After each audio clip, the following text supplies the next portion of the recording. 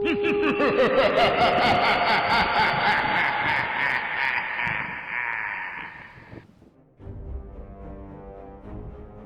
my ghouls and ghoulies, and welcome back to the channel. My name is Dorian Blacklight, your humble master of ceremonies, and today we are going to try a new game in the channel. It's called Vlad the Impaler. From what I understand, it's supposed to be a mix between an RPG and a choose your own adventure. Now, I remember when I was a kid, I used to play these books. This was around early 90s, maybe. And they were choose your own adventures, in the sense that you would play with the dice, you will read the book, and depending on your actions and depending on the roll of your die when it was combat and stuff like that, the book will tell you to go to a certain page and read a certain part of the page, and that's how you will eventually get to the end. So from what I understand, this game is more or less that, a mix between an RPG and choose your own adventure. Story heavy, so there should be plenty of reading. And without further ado, let's jump right into it. I've never played the game, so I don't know what to expect, but the music is great, so I'm already looking forward to it. Now we have a soldier, an explorer, or a mage. I've always enjoyed soldiers. The soldier is fierce and strong. Fulfill your knightly duty to the kingdom, or unlock your dark side and become the assassin. So we're gonna go with the soldier.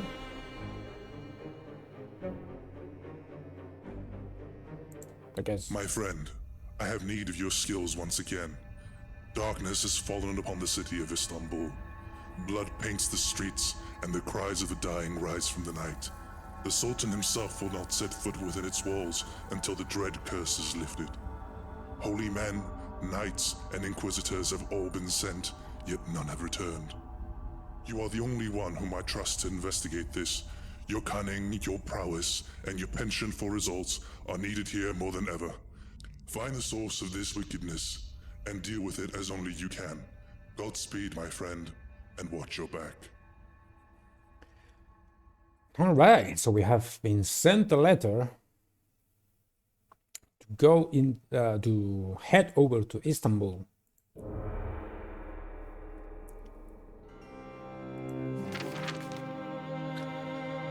You pass through the gates of Istanbul on a moonless night.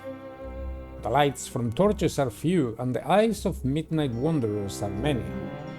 A group of guards huddle around the body of a woman, her heart ripped out, and used to paint a tall bloody 15 days on the wall behind her. The weight of fear is heavy on the streets. The scent of death haunts the tight air. It is a city under siege, and the enemy is invisible.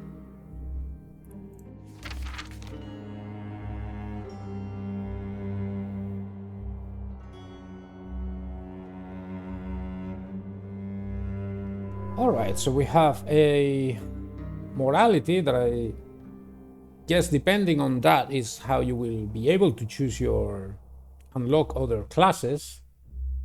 Turn 1 of 15, so perhaps 15 is when the game ends, I'm not sure, and you have to resolve everything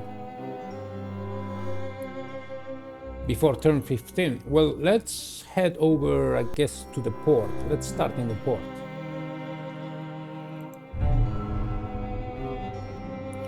So find a local fisherman, explore at night, or ask around for information.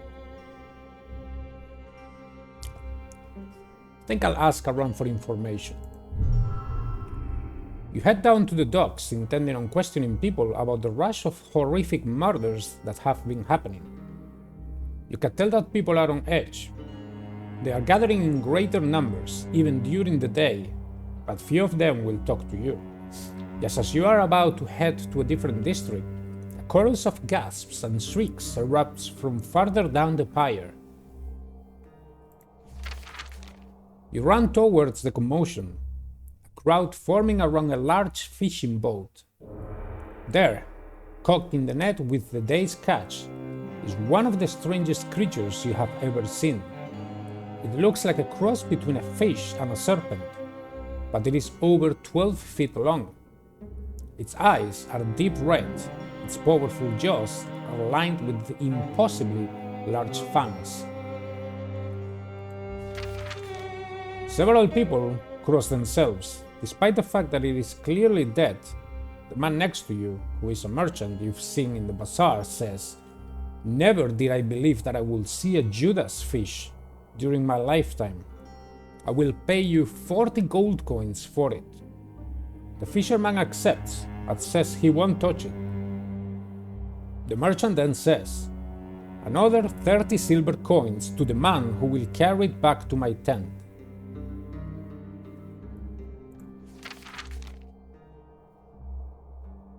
I could certainly use the money, but I would like to make sure that it is actually dead. I haven't seen if I have equipment, but I hope I have an armor and some type of weapon with me. So take the merchant up on his offer. "I'll carry it," you say. The merchant thanks you profusely. The fisherman releases the net, spilling the array of fish onto the pyre. The Judas fish unrolls to its full dead length. Amid several other gasps, you walk up to it. If you didn't know any better, you'd say that it was looking directly at you with its dead red eyes. You then draw your weapon and slice its head off. The crowd shrieks again as the body suddenly flops and flails, the beast clearly having only been plain dead. Oh well. Blood sprays everywhere, followed by the last meal that the creature had, a chewed up and desiccated fisherman. The merchant looks at you, enraged. "I did not say to butcher it." "That's true," you reply, resheathing your weapon. "You never did specify the condition you wanted it in when it got to your tent." You pick up the bleeding head with one hand and sling the long body over your shoulder with the other. The merchant is fuming. It seems to be a little afraid of you now. He curses silently and leads the way. I think we did the right thing. Results +2 to your constitution. Alright. So I guess from carrying the heavy burden all the way over to his tent, we have grown stronger. And is there... oh, here we are. Hit the head, hit the heart. So this should be probably our defense if we get hit on the head, and 8 constitution, 7 strength, or maybe this is how the combat works. Not exactly sure. This is totally blind, so we'll learn as we go. Let's head to the square next. Or maybe the bazaar, since he's a merchant and we brought it to his tent. Maybe let's assume that we are in the bazaar. Find a bookseller or get some baklava. I'm not sure what baklava is, so I think I'll find a bookseller. You enter the tent of a bookseller in the bazaar. The owner sits stoically on a large pillow. His face is cracked with wrinkles. His beard is full of gray and black. He motions for you to sit across from him. His nephew offers you Turkish coffee. After both of you have sipped from your cups, the nephew, politely, asks what information his uncle can help you with. So I need to know more about Istanbul, or I need to know if a plague of violence like this has ever been seen before.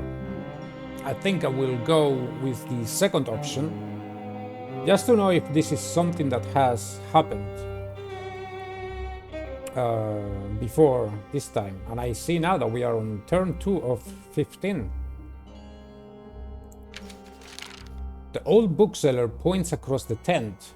The nephew dutifully runs over to that shelf. He pulls out a particular volume and hands it to you. The cover reads, "The Slaughter of Trigovist." Inside, the pages are filled with stories of a Romanian city that was beset by mass murders, witch hunts, abductions, exorcisms, dark creatures laying waste to the population.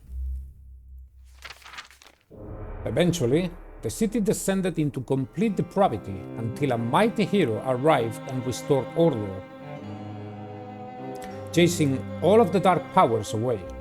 The name of that hero is one you are well acquainted with. Vlad Tips, I guess. The Impaler of Wallachia.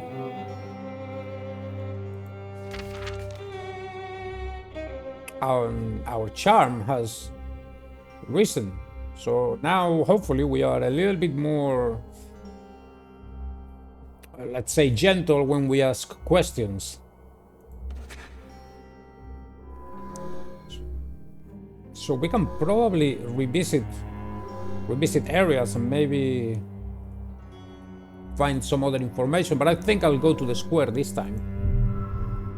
Wander at nightfall, search for the head of the guard, buy a falafel. Is there hunger in... Not sure if is there hunger in this game?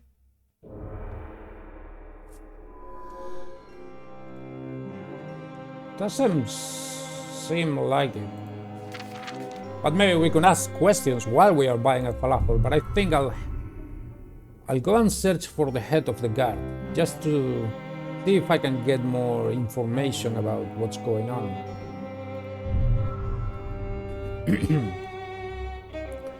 You are walking through the square, searching for the head of the district guards, when you pass by a man proselytizing from the top of a crate.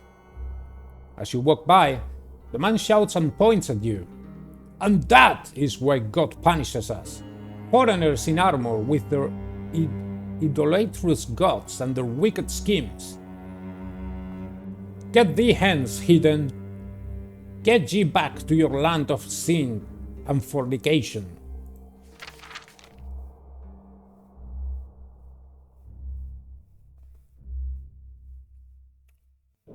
I came to Istanbul to save its people. I think I'll be maybe a little abrupt here and say only a fool would claim to know what God thinks. And only a God-forsaken atheist will challenge the word of the Almighty, replies the preacher, getting even more fired up. Here we find the vanity and arrogance of the heathen mind. Only he who is ignorant of the path of... What is that tattoo, you ask? The preacher glares at you. That tattoo on your right arm, you continue. I assume that's the jackal symbol of the Bosphorus Brotherhood? Maybe you were a member, maybe you still are. Either way, that's a sin. Leviticus 19:28. Do not cut your bodies for the dead or put tattoo marks upon yourselves, for I am the Lord. If you are truly God's mouthpiece on earth, then why are you sinning against him here in the middle of his holy city? The preacher begins to reply, but the crowd is now booing him. You can feel his hot stare on your back as you turn to leave. Well, I think we handled that pretty well. It was petty to even engage the fool in conversation. Having been forced to study the scriptures for years at the orphanage, you have an unfair advantage, especially over someone not educated enough to know that you shouldn't lecture strangers on something you yourself have never read.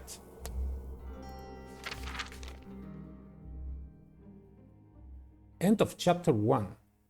We got +3 charm. I'm not sure if that's the total or we got another +3 on top of that. And we got a +2 to constitution. This might be the end result.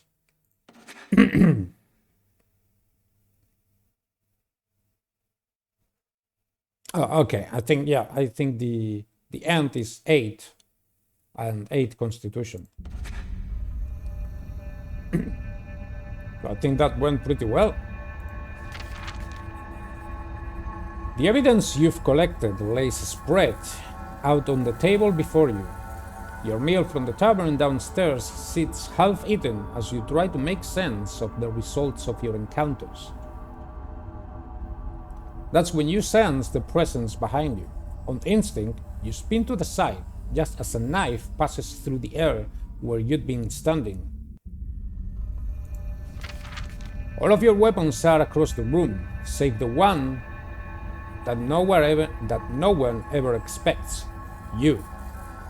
With singular speed and deft strikes, you grapple with the hooded assassin, keeping the jagged knife just beyond the slice of your flesh until at last, you gain that crucial advantage and flip your attacker over onto the table, breaking it to splinters in the process. The assassin lies still. Pulling back his mask, you find a horrible slackness in his head, the result of a broken neck. So he's not gonna be any more useful to us. His face is European. Around his neck is a silver cross with a tiny dragon curled around it. In his pocket, you find a small bound copy of the Exorcist Doctrine, a piece of folded paper.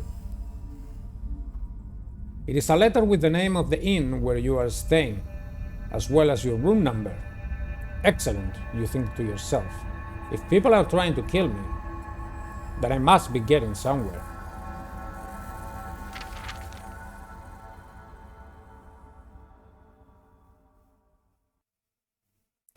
You may now enter the catacombs and basilica.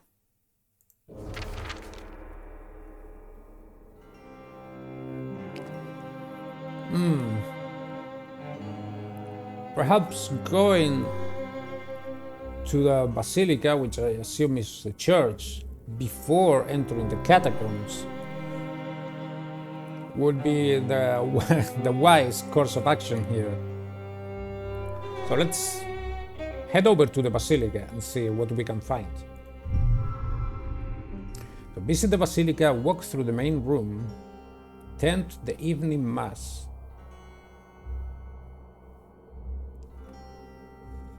Perhaps I can attend the evening mass before heading to the catacombs and hope for some type of blessing. You enter the basilica shortly after dusk. Evening mass is in session as the priest reads from the Book of Revelations. You walk along the outside of the pews, analyzing the parishioners who have gathered, searching for any sign of the unusual. Your eyes suddenly land on a man sitting in the middle of a pew, whose throat is pouring blood from a gaping gash. Race to the man to try and check him for evidence before anyone else notices and panic breaks out, or wait for someone else to notice, then watch the reactions of the people around him for clues.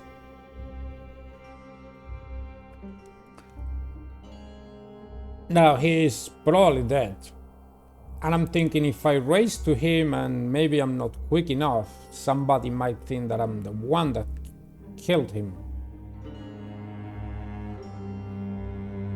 But if I don't, I could miss on potential clues. But I think I'll wait and see. Wait for someone else to notice, then watch the reactions of the people around him for clues. A few moments go by before the first scream is heard. Then chaos breaks out as the churchgoers rise to their feet in horror.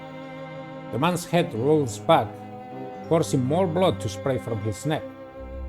More screams erupt as people cross themselves. The priest comes running down the central aisle. You keep an eye on everyone who was seated even remotely close to the man. 3 different women, 2 men, a pair of children. None of them act out of character for suddenly seeing a dead body. None of them move silently towards the exit. Whichever one is the assassin is very good at blending in. Then you notice a gypsy woman cross herself as she says a word under her breath. Eth major. Something about that word seems strange.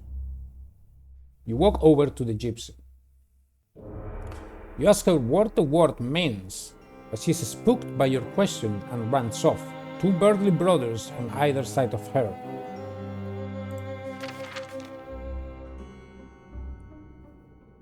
We got 1 point in magic, I assume. If I were to go back to the Basilica... Alright, so yeah, we can visit and do the other options.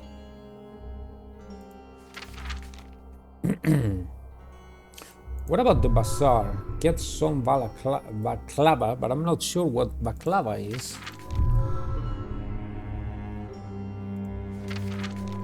And the port, we could visit the office of the dockmaster. I'm not sure.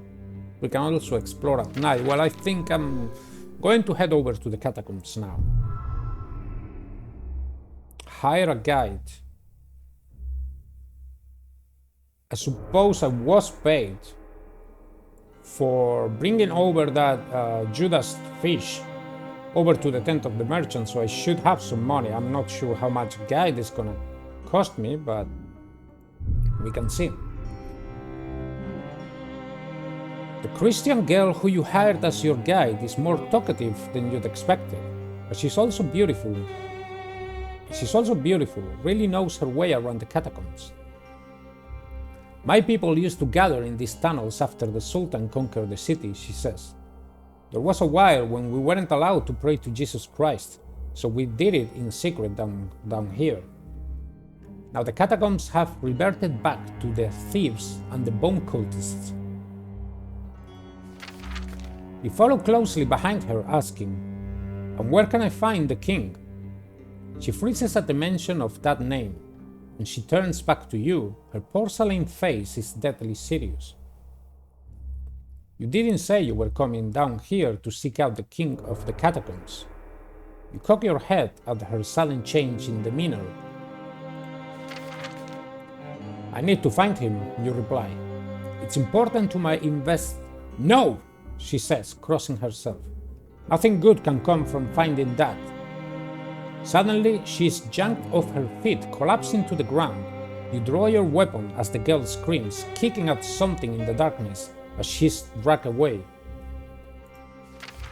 You hurl your torch at the thing that grabbed hold of her. Are suddenly struck with terror as it illuminates a large, slavering ghoul. The undead monster pulls the girl to its mouth with incredible strength. She screams as its powerful jaw bites deep into her skull with a sickening crack. Well, she's dead. You shake off your shock and leap forward, swinging your sword and screaming wildly. The ghoul roars in defiance, but something about you seems to aggravate it. With a sitting hiss, it drops the girl and retreats into the shadows. When you reach her, you find her brain half exposed and partially eaten, swelling out of the skull. "Help me," she says.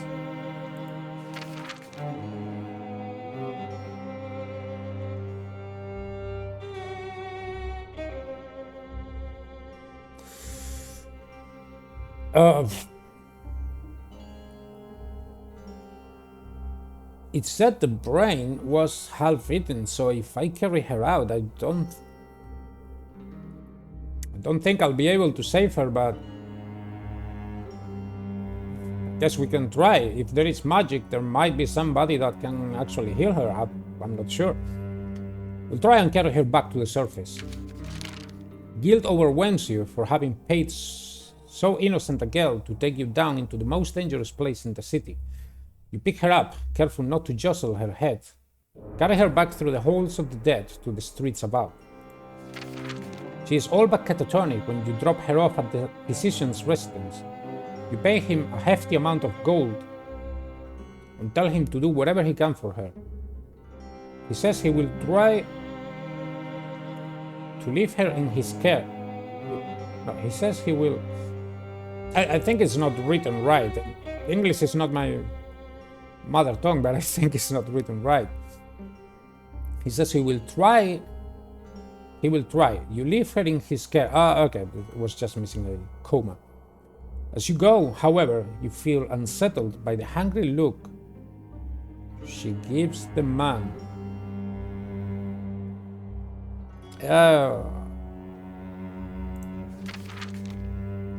-1 intelligence, right? +1 chance, but yeah. She's probably gonna turn into a ghoul herself.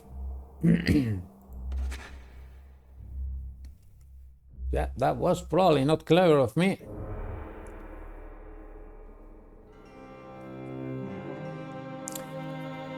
And I'm not...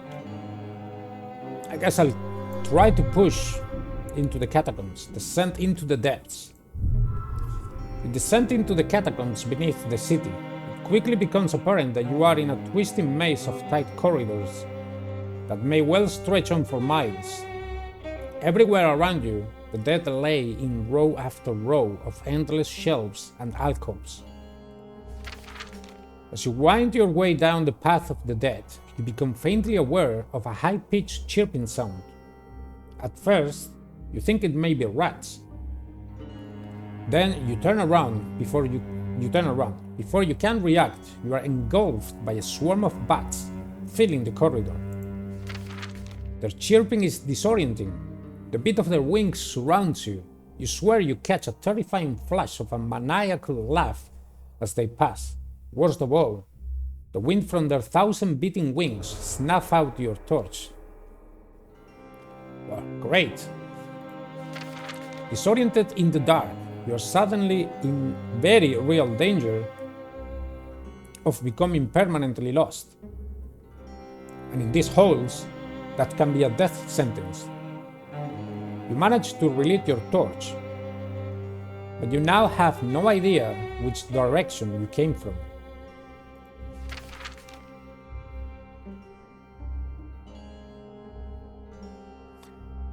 Wait where you are and hope that someone passes by. I'll push into the darkness. Your days in the Legion were filled with bad situations. You've long since learned to keep your head when in trouble. You read the terrain.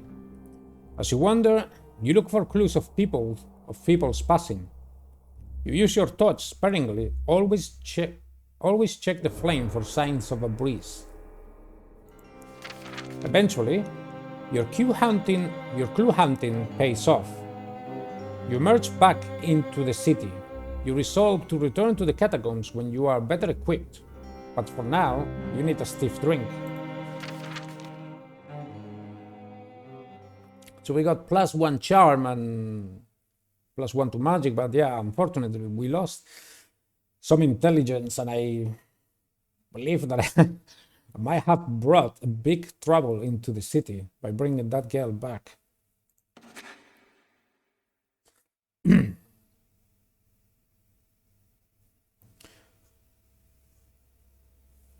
But I think this might be a good point to leave it. As actually, let's just see the start of chapter 3.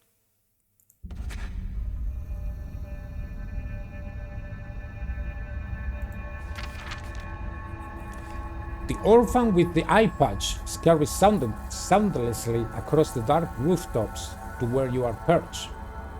My Imam says that the amulet you drew is the symbol of the holy order of the Knights of the Dragon. You eye the smudge-faced child and ask, how can that be? Why would a holy knight try to kill me?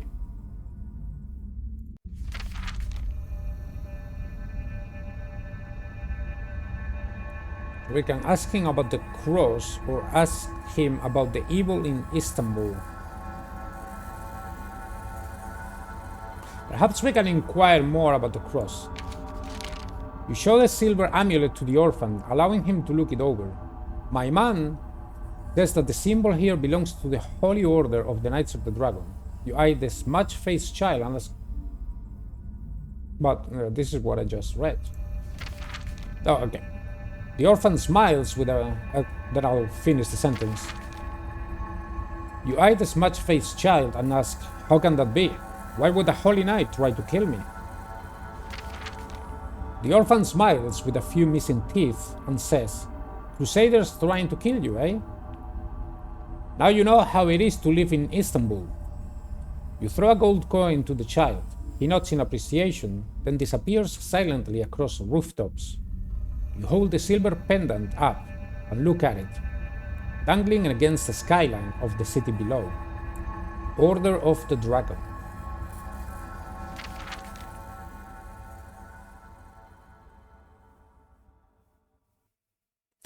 You may now enter the palace.